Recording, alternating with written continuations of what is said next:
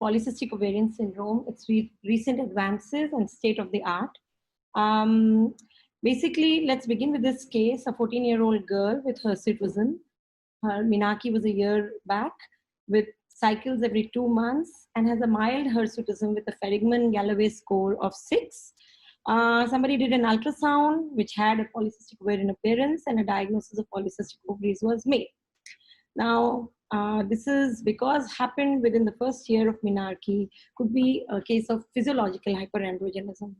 Another girl, 14-year-old, with hirsutism, menarche 1 year, cycles every 2 months, but this girl has significant hirsutism with a Ferrigman-Galloway score of 18, virilization, and even muscular changes like masculine muscular changes. Her ultrasound also showed polycystic ovarian appearance, and a diagnosis of PCOS was made, and she unfortunately turned out to be adrenal carcinoma.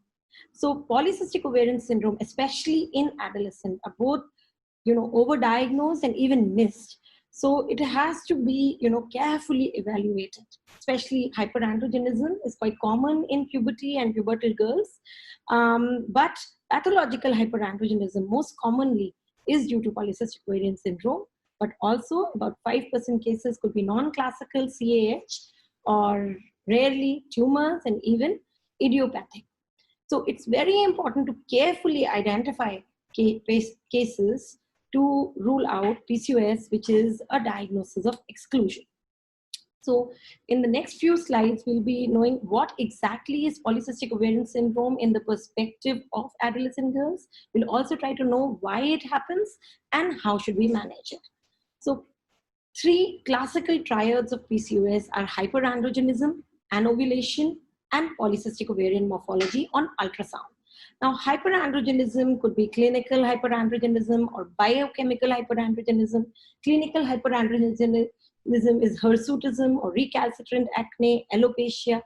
Anovulation generally presents with irregular periods. Now, basically, when this triad happens, it's very important to rule out all causes of hyperandrogenism and anovulation before we can label it PCOS. And this has to be persistent for a chronic period of time. So at least 1 to 2 years before we can say this is PCOS, and has to be of intra-ovarian origin. Now, PCOS, and especially in adult perspective, has been subclassified into 4 categories. PCOS type 1 has all the 3 triads. PCOS type 2 is hyperandrogenic anovulatory girls without the polycystic ovarian morphology. Type 3 are the classical cases of ovulatory hyperandrogenism, and type 4 are the cases where there is no hyperandrogenism, probably intra-ovarian hyperandrogenism with only polycystic ovarian morphology and anovulation. The classical PCOS takes into account the PCOS1, the NIH criteria PCOS1 and 2, the Androgen Society criteria basically takes care of the 3, and the Rotterdam is the most lenient one classification, which takes into account all 4 categories. But when we look into it's basically from the point of view of androgen, the PCOS type 4 is in the very left end of the spectrum where the minimal androgens are there, and same as with the insulin resistance. As we go higher up the ladder, the more insulin resistance we will encounter in PCOS type 1.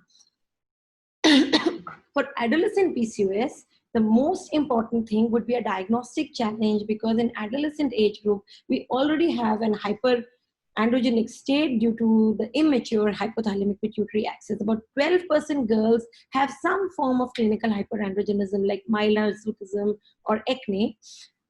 Physiological anovulation is also very common. About 50% of girls in the first 2 years of menarche have irregular periods and have anovulatory cycles. Now, the criteria and the cutoffs for testosterone and androgen levels are not very clearly defined for adolescent girls.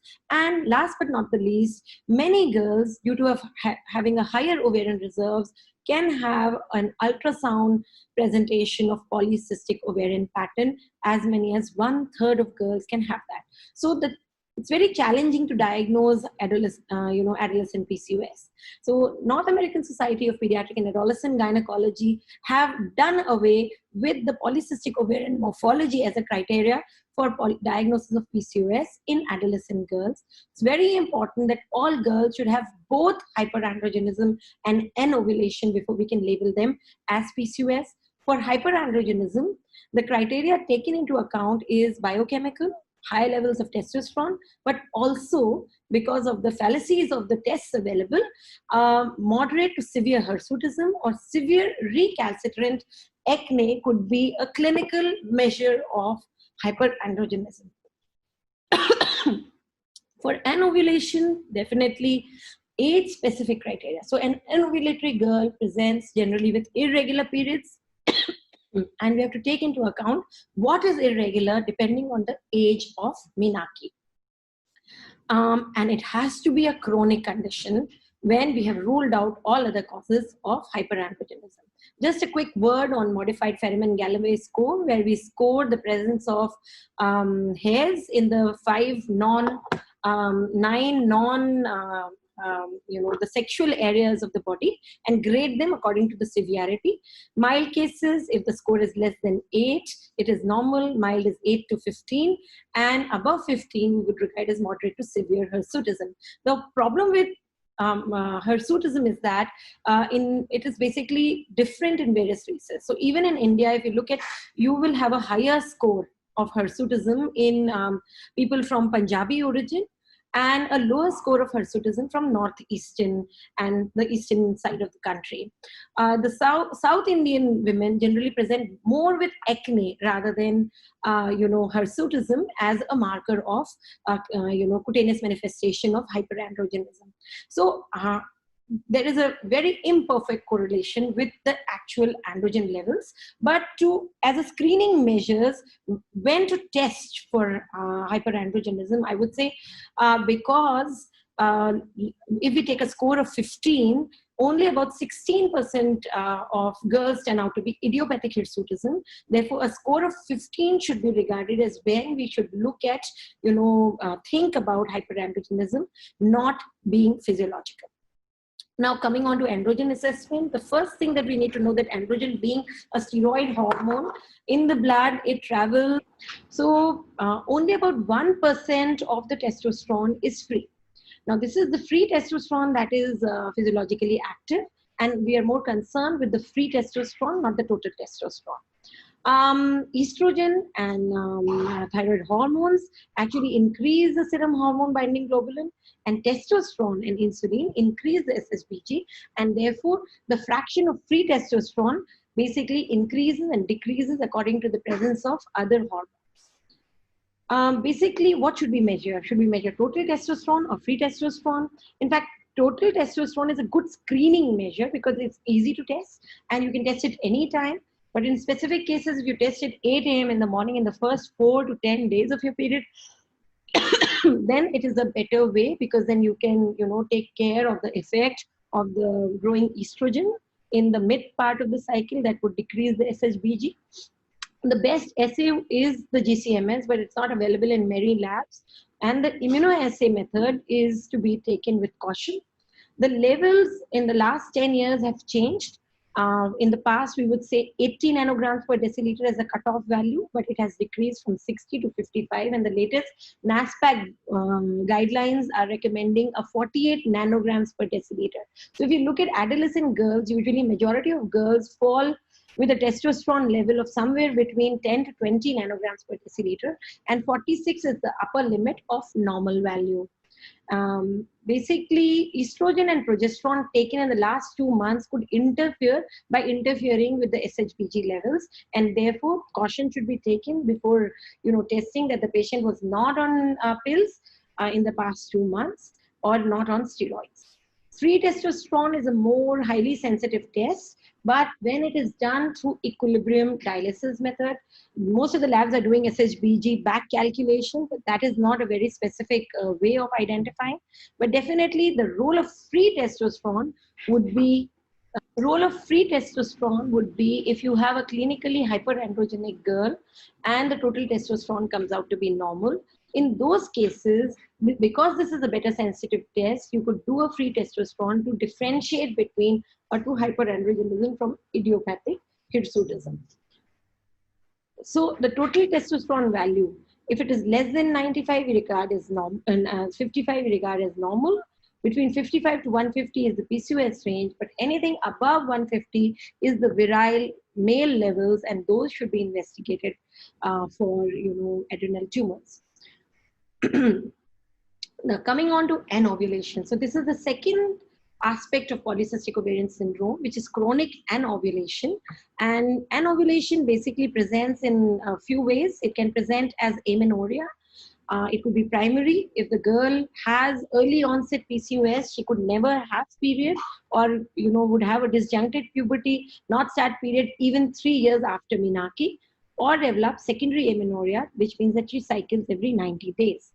Oligomenorrhea or scanty periods or less frequent periods should be judged on the basis of the number of years of menarche. So in the first post-menarchal year, if the girl is having less than 4 periods, she is oligomenorrheic.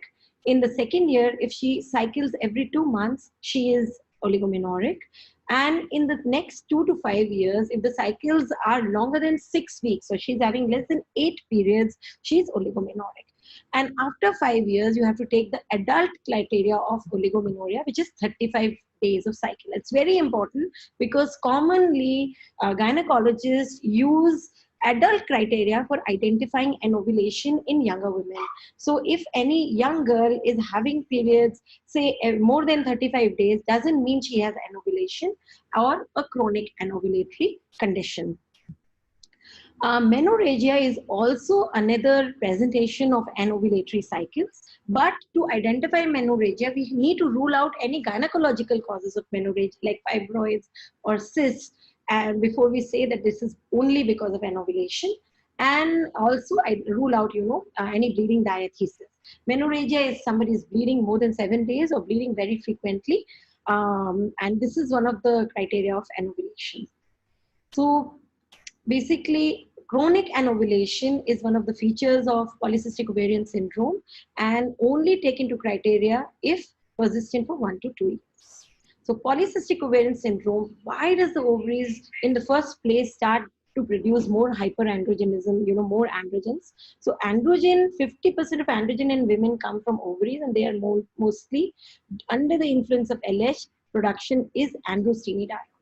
And in the adrenals, it is under ACTH, DHEAS, testosterone, and androstenedione. Androstenedione and DHEAS ultimately in the peripheral fat tissue, adipose tissue, get converted under the influence of 17-beta-hydroxysteroid dehydrogenase into testosterone. So basically, the androgen tone is higher in PCOS. And why does that increase? Most cases of PCOS, up to 70%, it is the ovaries that are the culprit, and we call it functional ovarian hyperandrogenism that lead to higher production of androgens. But about 5%, it is the functional adrenal hyperandrogenism. About 20%, what we call as atypical PCOS, both the polycystic ovarian syndrome is due to both FOH and FAH. And 5% of cases, and that is very important, could be just the peripheral production of testosterone. Racially, if we see that very mild adiposity can lead to hyperandrogenic state in races, the Asian races, especially Indian, but Caucasian races, a very high level of adiposity is required for the development of polycystic ovarian disease. That shows the genetic predisposition of ovaries to FOH and the adrenals to FAH in these races. So what leads to functional ovarian hyperandrogenism? The ovaries are said to produce more androgens in a 2-hit hypothesis. The first hit is, of course, intrauterine, when the ovaries are being created. And this could be acquired, especially due to fetal nutrition conditions. When the mother has a metabolic syndrome of pregnancy, the gestational diabetes, where you have SGA babies, the ovaries, have a high set tone for LH, and they produce more androgens. But it could be genetic also. In about you see a 70% heritability in PCOS families, and that is more of paternal effect. In genome-wide study, we found one gene, DNDA1A V2 variant.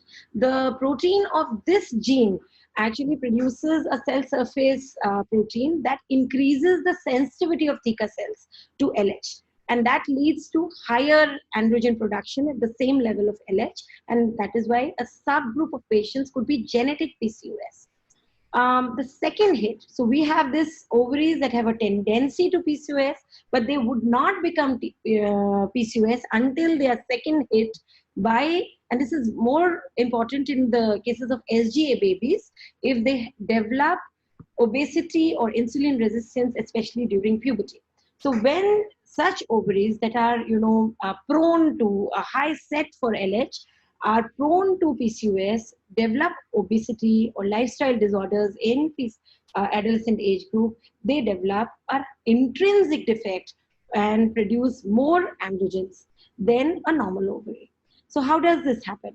We all know that LH activates the 17-hydroxylase and 21-hydroxylase to convert the progesterone into androstenedione, which under the effect of FSH in the granulosa cell basically converts into estradiol due to aromatase.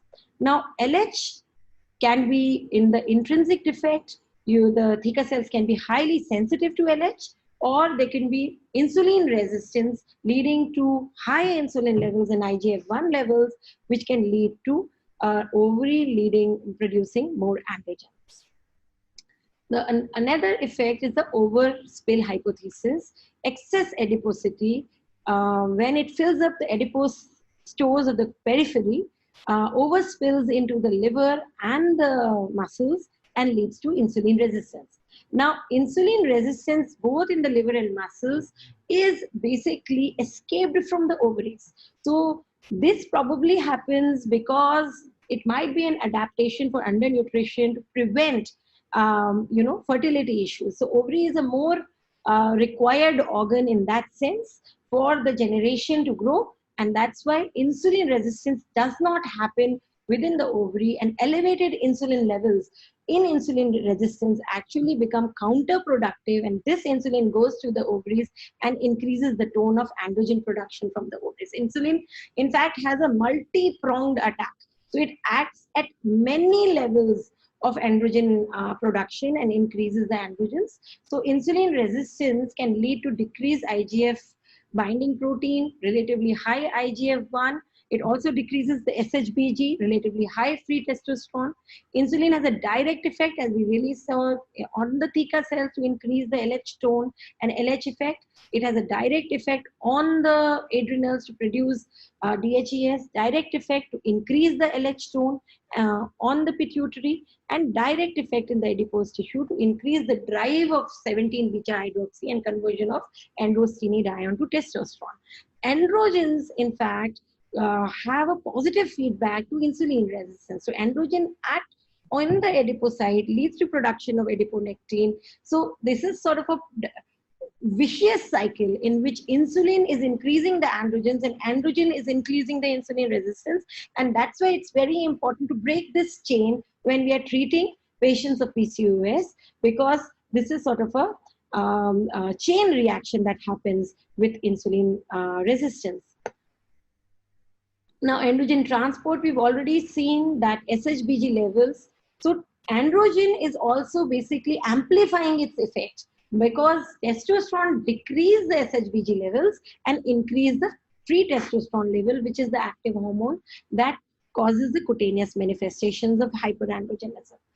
Ovarian effect. So intra-ovarian hyperandrogenism basically leads to two very major effects. One would be to recruit more and more antral follicles or smaller follicles that produce more testosterone. And at this another level, it prevents the maturation of these antral follicles, which two dominant follicles which produce more estrogen. So intra-ovarian androgen leads to the polycystic ovarian morphology and higher production of androgens from the ovaries. So sort of another amplifying effect. The third amplifying effect of the androgens in production of androgens. And it is also very important here to note that any cause of hyperandrogenism would lead to the presentation of polycystic ovarian morphology, because the androgen effect is in such a way that it will recruit more smaller follicle and prevent the development of dominant follicle. So just because there is a polycystic ovarian morphology, we cannot make a diagnosis of polycystic ovaries. The last but not the least, the androgens, basically, we all know that LH is inhibited by progesterone and FSH is inhibited by estrogen in a negative feedback mechanism. But androgen inhibits the inhibitory effect of progesterone. And that is why the intrauterine exposure of androgens, basically in utero, would lead to a higher LH tone of hypothalamic pituitary axis and lead to ovarian hyperandrogenism, especially in girls with CAH or in mothers with aromatase deficiency. Basically, you will have women with high LH and functional ovarian hyperandrogenism. So coming on to assessment of PCOS, and we all know clinically hyperandrogenism and chronic anovulation, biochemically the testosterone levels or even free testosterone. The most important thing would be to rule out other causes of hyperandrogenism. Coming on to polycystic ovarian morphology. Polycystic ovarian morphology, as the ultrasound machines are becoming better and better, we are picking up more of polycystic ovarian morphologies in more and more young teenagers, and the criteria are changing. So in adults, now we require that if the volume is more than 10 ml and the number of follicles peripherally arranged are more than 10, we call this as a polycystic ovarian morphology. What is a multicystic ovaries? Multicystic ovaries, on the other hand, the volume is normal. It's just that the number of follicles are more, but this is normal. Now, the problem with adolescent is that we are unable to do a transvaginal scan, which gives a better picture to the ovaries. And plus, there are more and more girls with multicystic ovaries due to the basically higher ovarian reserve in them. As much as 30% of girls can have a multicystic or a polycystic appearance, and therefore now the cutoff values is not the number of follicles, it's the volume, so that we rule out the multicystic ovaries and pick up only the polycystic ovaries. And for the definition of polycystic ovarian syndrome, we have completely done away with the polycystic ovarian morphology. It is only for the at-risk individual, which can as adult become polycystic ovarian syndrome. But for the diagnosis of PCOS in adolescent, it is not a criteria, neither you can exclude it by not having PCOM. So pointers for other factors could be in CAH, hyperpigmentation, hypertension in left hydroxylase and Cushing syndrome, and virilization in adrenal tumors. So basically, we need to rule out other causes of hyperandrogenism and anovulation before we can, label this girl as polycystic ovarian syndrome. And definitely, any cause of anovulation and any cause of hyperandrogenism, maybe chronic disease, celiac disease, even premature ovarian insufficiency, hyperprolactinemia, hypothyroidism, can lead to both anovulation and in initial stages due to anovulation hyperandrogenism. So all these causes should be ruled out. And if needed, causes like Cushing syndrome and non-classical CAH should also be ruled out before we label a young woman as PCOS. So coming on to cortisol levels, you all know about this. A cutoff of more than 276, a workup for Cushing syndrome should be done. For 17 OHP, we generally recommend, if somebody has a pre-pubertal onset or pre-menarchal onset of hirsutism, or there is a family history, do a 17 OHP test. Very importantly, because of the confounding factors of estrogen, increasing the SHBG levels, they should be done in the first 2 to 10 days of period. And an ACTH stimulation test could be done for unequivocal results. Prolactin, we all know, significant prolactin level would be 2 reports more than 25 nanograms when we have ruled out any drugs that could lead to hyperprolactinemia. and then work up for microadenomas, and doing an MRI should be done. DHEAS is a must-do test and should be done in all cases where you want to rule out hyperandrogenism as a cause of functional adrenal hyperandrogenism. A value less than rules out any adrenal hyperactivity, and a value more than 700, you should rule out any adrenal tumors. So basically, in the past, for diagnosis of PCOS, we used to use insulin to pick up insulin resistance, but we have completely, the latest guidelines have completely done away with doing insulin resistance testing. The presence of obesity and metabolic syndrome and are the surrogate markers of metabolic syndrome are the markers of insulin resistance, and because at tissue level, because they are a better marker of tissue level insulin resistance. So presence of features of metabolic syndrome, one should think that PCOS associated with insulin resistance is already there. So how do we approach? So if there is a girl with hyperandrogenism and anovulation, look for clinical features, and if there are significant clinical features like FGS more than 15, refractory acne or alopecia, if they are not present, then this could be a physiological hyperandrogenism. You should just follow up this girl to see how she goes. But if they are present, then look for any virilization features. If virilization features are present, like clitoromegaly or voice changes, or testosterone level is really high, more than 150, then an ovarian or adrenal imaging should be done to rule out adrenal ovarian tumors that are producing this virile levels of testosterone. If they are not present, then screening test should be done. And screening test should be, you should look at the hypothalamic pituitary axis to rule out premature ovarian insufficiency, do cortisol, prolactin, 17-OHP, thyroid, and if DHEAS is very high, again, adrenal imaging should be done. And if the 17-OHP is high, it could be a non-classical case. If all these things are ruled out, then this is polycystic ovarian syndrome.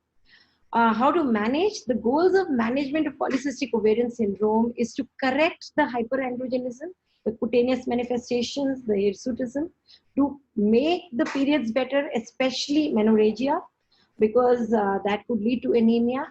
And a long term, so we should not look at PCOS only as a high testosterone state. It is also high estrogen state with unopposed progesterone, because chronic anovulation, progesterone levels are less. So this predisposes these young girls to endometrial cancer in adulthood. That's why it's very important for them to have regular cycles. So besides correcting menorrhagia, it's important to give them at least 8 to 10 cycles in a year. And last but not the least, to correct the metabolic parameters. Now, the second hit hypothesis of PCOS nowadays says that all cases of adolescent PCOS should be revisited in adulthood, because some of them could be immature hypothalamic pituitary axis presenting as PCOS temporarily. But because of a chronic hyperandrogenic state, their hypothalamic pituitary axis would set at a high LH level. So this, to prevent the second hit, we could actually prevent development of the type 1 PCOS in a type 4 PCOS girl by giving them long-term regular hormones. So these are the goals. And how do we give them? We give them estrogen and progesterone combination. And these are present in the market in the form of oral contraceptive pills. But when we offer them to the girls, I never call them as pills, because then, it's a big barrier for mothers to use them. So I call them estrogen progesterone combination pill. I explain the complete physiology, why we are giving them and why it is needed, so that there is more adherence and acceptance of the medicine. So why we are giving it to quieten the ovary and prevent the development, prevent the functional ovarian hyperandrogenism. And that's how basically, and it also acts by increasing SHBG. So the ovaries will produce less androstenedione, and SHBG would decrease the free testosterone levels. So overall effect will come, and cycles will become regular, and basically all the Ferriman-Galloway score decreases by 30%, acne get corrected by 50 to 100%. So the role is correction of oligomenorrhea, correction of hyperandrogenism, and also, preventing the development of a true PCOS in at-risk PCOS girls. The medicine, we generally, most pills have ethinyl estradiol, and for bone mass, we need at least 30 micrograms. So in adults, we are more used to, because it has less side effects, we more used to pills with 20 micrograms of ethinyl estradiol. To the PCOS guidelines of FOXI recommend never to use less than 20 micrograms in adolescent girls, because then it decreases the bone accurance. So minimum dose 30 micrograms. So choose your pill correctly. But if you are having breakthrough bleeding with 30 microgram dose, you can go up to 50 micrograms, but never to 20. Adverse effect we all know. And initiation with high dose can be done, especially in girls who have menorrhagia. So that, you have correct the menorrhagia first, and then, taper it down to a lower dose for long term. Progesterone, basically, it is generally for LH inhibition, and it is mostly for endometrial regulation and prevention of development of irregular periods, because giving estrogen alone could lead to a lot of irregular periods, but it has its own adverse effects. And so how to initiate all these things? So generally it is recommended that if you have a girl with oligomenorrhea, amenorrhea, give them a progesterone withdrawal and then start with the pills. But if you have a girl with menorrhagia, straight away start with the pills to correct the bleeding as soon as possible. For hyperandrogenism, a very severe hyperandrogenism, there might be a case of giving them a continuous therapy or a 3-monthly cycle, so that they have infrequent pill-free periods and the hyperandrogenism is corrected. So when we look at the effect of treatments, basically on the pills, usually it takes about a couple of months for the periods to become regular. But for the hirsutism, it takes, because the hairs have a cycle, so it takes a minimum of 6 to 12 months for the effect of hirsutism to come. Basically, duration of therapy should basically mean that, you have to take it till gynecological maturities, which is at least 5 years post menarche. And the goal of therapy is that whenever, you have achieved the proper weight loss, which is basically 10%, you can, stop and see whether, the effect of obesity, the hypothalamic pituitary axis has matured, and whether you really need to give them the pill. And there is no role of doing ultrasound to see whether, because this is not correcting the disorder, it is just controlling the disorder. There is no role of doing androgens again and again while on the pill. So how do we follow up? We generally, follow up with blood pressure, BMI levels, and looking for metabolic parameters and the complications from thereafter. So what are the indications of metformin? So generally metformin is needed in almost all cases of PCOS, except perhaps for lean individuals without any clinical features of metabolic syndrome. And metformin, accentuates the effect of estrogen and progesterone pills, and has a better, you have a better result in both the hyperandrogenic effects and metabolic syndrome effects. So usually start with a dose of 500 and you can go up till 2000. It improves ovulation, it decreases the testosterone as an alone, but definitely use it as a combination therapy along with estrogen and progesterone to have the best effects. Now, how does estrogen and progesterone act? They basically decrease the testosterone by quietening the ovaries and less production of testosterone from the ovaries. They also basically increase the SHBG levels, so free testosterone levels are less. And other methods of control of this thing could be, using epilation, waxing, photo electrolysis, oflonorothin basically is a cutaneous topical arrangement that prevents the cell, it's a cell cycle inhibitor, and it is a topical medication that can be used meanwhile the estrogen and progesterone are having an effect. So these are some additional things that you can use for symptomatic treatment of hirsutism in young girls till the effect of both estrogen, progesterone, and metformin comes into play. So PCOS, management of PCOS, just to summarize the management, first would be look at the diagnostic category. So if this girl is your physiological PCOS, then basically within the first 2 years, then there is no need for any treatment. Just follow up the girl and basically enhance the lifestyle management and those things. But unless she has menorrhagia or a very severe hirsutism, no need for treatment in the first 2 years of menarche. But if someone is a definite PCOS, especially who has moderate hirsutism and menorrhagia, then along with lifestyle and correction of metabolic parameters, addition of estrogen and progesterone is a must, both for the current goals of correction of hyperandrogenism and also for prevention of a permanent development of PCOS in adulthood. So the second, prevention of the second hit, definitely if there is clinical response, this treatment has to be continued till maturity. But if there is no clinical response, you can add, and especially if you have a severe form of hirsutism, you can at the beginning start with a progesterone pill, which is anti-androgenic, or add an additional anti-androgen.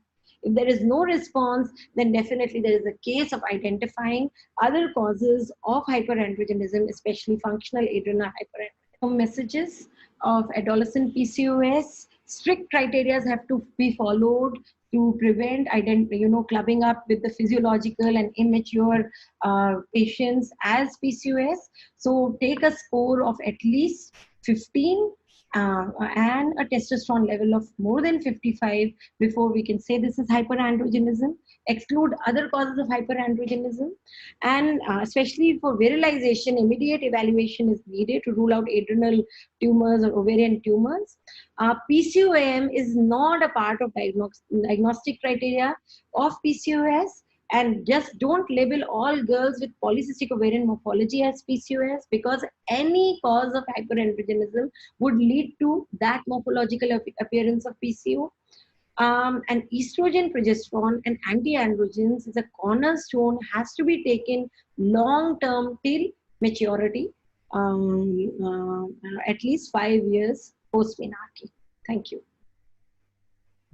Dr. Vikas is asking a question regarding, do you agree with PCOD being used loosely in day-to-day practice, as labeling adolescent girl with PCOS will bring a lot of psychological trauma? Your expert comments. I think this is a very important issue. Yeah, this is a very good question.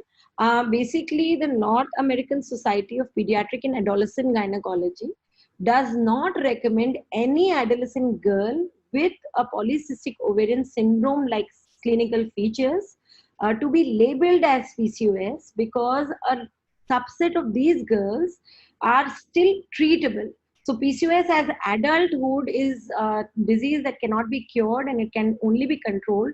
But in adolescent girls, it is still treatable, preventable disorders because of the newer concept of the second hit hypothesis. And that's why we don't label them, and we just keep them at risk, do everything possible. So give them advice on a better lifestyle, treat their hyperandrogenism so that, they come out of it.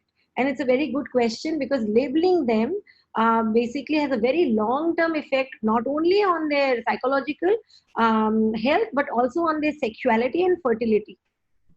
Dr. Ankita from Indore is asking regarding a girl coming from PCOS with irregular cycle and insulin resistant. With regards to treatment, will you consider OCP or metformin? It depends on what are the so it just if the girl has irregular periods and insulin resistance, definitely you have to combine both the OCPs and metformin. It's not the either. And especially, if she has associated hyperandrogenic clinical manifestations like acne or hirsutism, the metformin is not a very great drug to, correct them. And therefore, combination of both. And definitely metformin, we've now come to see that, it has a synergistic effect with the OCPs to have a better result. So both alone are not the better I think option. a very valid point which you mentioned, that when you add metformin, you may reduce the adverse effects of the OCPs, which are the atherogenic effects. So that is a positive thing. So Yeah. I think metformin is definitely required. The key question is, if you have PCOS, we'll label only if there is hyperandrogenism. So usually you will need a medicine there. I think last couple of questions from Dr. Naresh is regarding if there is, so of course, if there is clitoral hypertrophy, do you think you will think of CAH in that setting? Yes, definitely. If there is, any virilizing features, very rarely you would find that in PCOS. So all those things should be ruled out, especially adrenal carcinoma. If it is a rapid onset or if it is a long term, definitely CAH. Dr. Parvati from Bangalore is asking if you started E plus P treatment with metformin and there is menorrhagia. I think this question you very well answered. So basically, generally menorrhagia does not happen on E plus P. Generally, what they develop is what we call as breakthrough bleeding. And usually you need to go into the clinical details with the girl, sit down and ask what actually happened. Sometimes it is non-adherence to the medicine, that is skipping pills, or sometimes the dose of the estrogen and progesterone pill is not enough for that girl. So we generally recommend beginning with a 30 microgram dose, but if she is having breakthrough bleeding, we step up and increase. Usually mid-cycle menorrhagia, generally we would have to, for at least one cycle, switch over to progesterone, control the bleeding, and then begin with a higher pill. I think final question from Dr. Mudita. Regarding if the child has lost weight, do you still need to wait for 5 years gynecological maturity, or you can taper the EP+P earlier? Yes, if you have achieved the desired weight loss, one would generally recommend, after the goals of cutaneous treatment have been achieved, you stop and see. And many girls, as I said, that this is not basically a disease where you can give a confirmatory diagnosis that this is a definite PCOS. We call them at-risk PCOS. A subgroup of them are actually just with girls with immature hypothalamic pituitary axis that are behaving like PCOS, and they generally grow out of it. So if you have had your acne has been treated, the hirsutism is corrected, and the weight loss is achieved, you always stop and see. A true PCOS generally will return back to the previous symptoms, and the confounding will grow out.